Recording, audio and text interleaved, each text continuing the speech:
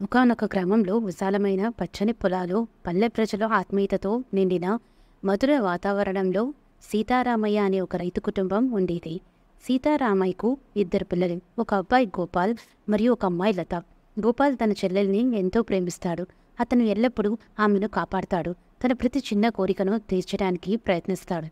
లత కూడా తన అన్నయ్యను ఎంతో ప్రేమిస్తుంది. తన సుఖాన్ని, బాధని అన్నయ్యతోనే పంచుకుంటుంది. రక్షాబంధన్ పండుగ దగ్గర పడుతుండడంతో లత గోపాల్ కోసం ప్రత్యేకంగా ఒక రాఖీ తయారు చేయాలని నిర్ణయించుకుంది.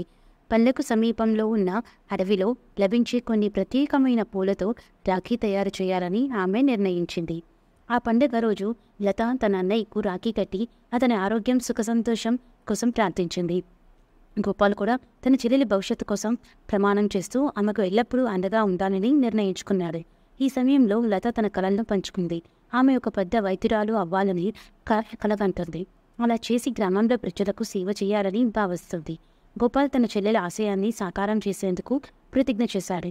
అనేక సవాళ్లను ఎదుర్కొంటూ అతను కష్టపడుతూ తన తండ్రి సహాయంతో పంటలను పండిస్తూ సంపాదించిన ప్రతి పైసా లత చదువుల కోసం నిల్వ చేస్తూ ఉన్నాడు. ఒకసారి గ్రామంలో ఘోర వర్షాలు కురవడం వల్ల పంటలు పూర్తిగా నాశనమయ్యాయి. ఆర్థిక పరిస్థితి పూర్తిగా దిగజారిపోయింది. లత తన చదువులను ఆపడం తప్ప వేరే దారి లేదని భావించింది.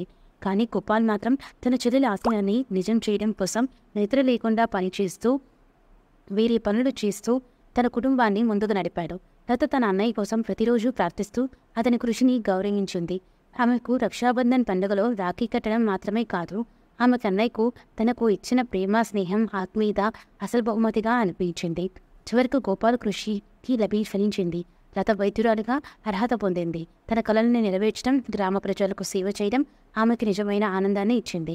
రక్షాబంధన్ రోజు గోపాల్కి రాఖీ కట్టి లత తన సంతోషాన్ని పంచుకుంది.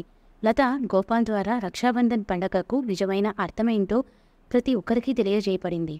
బంధం అంటే కేవలం రాఖీ కట్టడమే కాదు, అది మన హృదయాల్లో ప్రేమ, నమ్మకం, అండగా ఉండే సామర్థ్యం, పరస్పర సహాయ సహకారం అనే విలువలతో నిండి ఉంటుంది.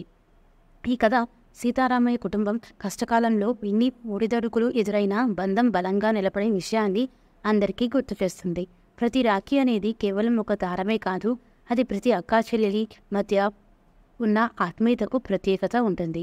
Thank you all for watching the video. Please subscribe to స్మాచ్ పర్ ఛానల్. Bye bye.